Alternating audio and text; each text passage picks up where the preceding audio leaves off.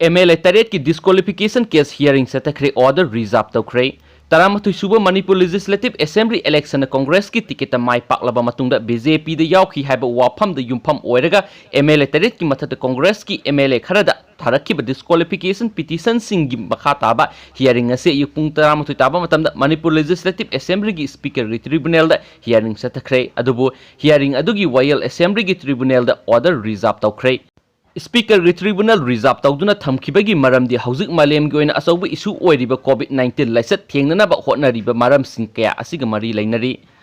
Hiram असिगी मतांगदि speaker नंगसी पौमिसिंगदा फोंदोखिबदि speaker की tribunal सथरिबा hearing असिगी फल लौथोक्त्रिङैगी ममांगदा बापना सादुना अदु ओइरकपा याय अदा ओइरकपा याय तौबीदनबासु अपील तौरखि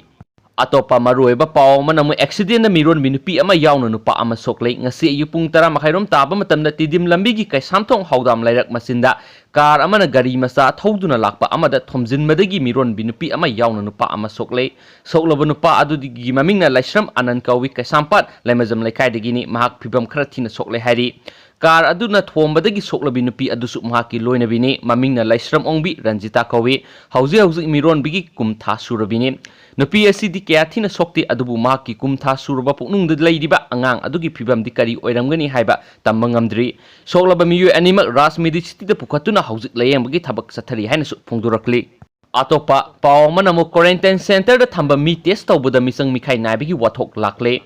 मपाल की स्टेट पंदुना लैरिबा मणिपुर मसासिंग लमदम असिदा पुसिलक्तुना क्वारंटाइन सेंटर दा थमलगा कोविड-19 लाइसतना नाबरा नादबरा हाइबगी टेस्ट तौबगी थबक सथबदा मिसंग मिखाई नायबगी थौंग सथबदगी वाथोक लाकले पाउसी एसिना फंगबा पावगी मतुंग इनदि था असगी तरुकता त्रिपुरा दा पंदुना लैरंबा मणिपुरी मसा मियोय तरागा मरी इम्फाल दा पुथोरखि मियोय सिंग असि इम्फाल इसकी यारन पात लेबा नवोदया स्कूल दा हांगबा क्वारंटाइन सेंटर थमखी अदुबु तांग तरेट के अयुक्ता मखोय लोइनम कोविड-19 लाइसतना नाब्रा नादब्रा हाइना टेस्ट तौगनी हाइरगा तौबिखिदे यामना नुंगाइत्रिबदी मखोय तरा मरीगी मनुंगदा मियोय तरुक अमदि शक्ति लेबा मियोय खरना यामना थुना टेस्ट तौनबा खंगलकपदगी नुमित अदुदा तौखि लेमहौरिबा मियोय सिंग अदु मखाताना टेस्ट तौबीदना नमसिन्दुना थमखि मिचंग मिखाई नाइबा थौंग असिगी मतंगदा ngasi quarantine centre अदुदा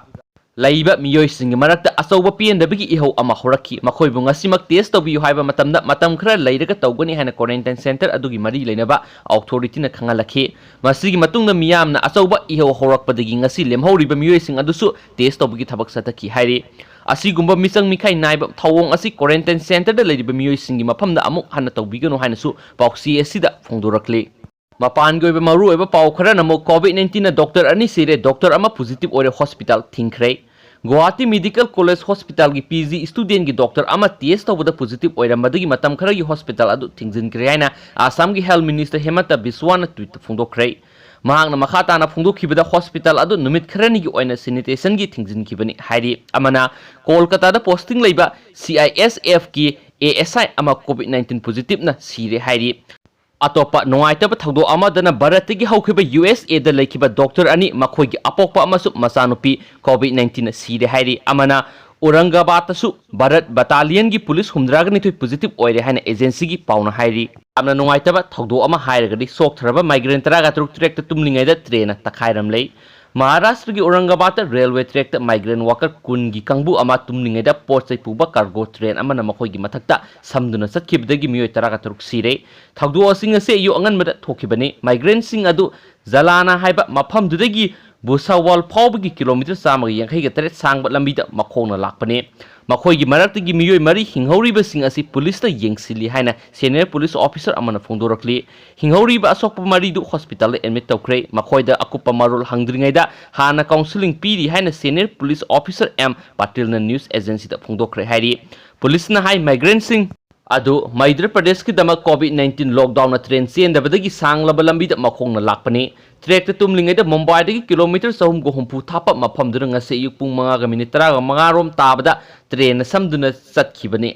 rail track अदुदा मखोइना तोंगबा खुंगुप चानबा तल तादुना लेबा उनखि कांगबू अदुदा अंगांग मसा अमतो यावदे लेबक थिबा थौदो अदु इंक्वायरी तौरगनी हाइना रेलवे मिनिस्ट्री ना हाइरि प्राइम मिनिस्टर नरेंद्र मोदी ना औरंगाबाद की लेबक थिबा ट्रेन की थौदोकता पुंसी क्या मांगखिबदुदा थमोय सोकना नुंगाइतबा फोंदोखरे प्राइम मिनिस्टर ना पीबा याबा तेंवांग पुनमक पीनबा रेलवे मिनिस्टर पीयूष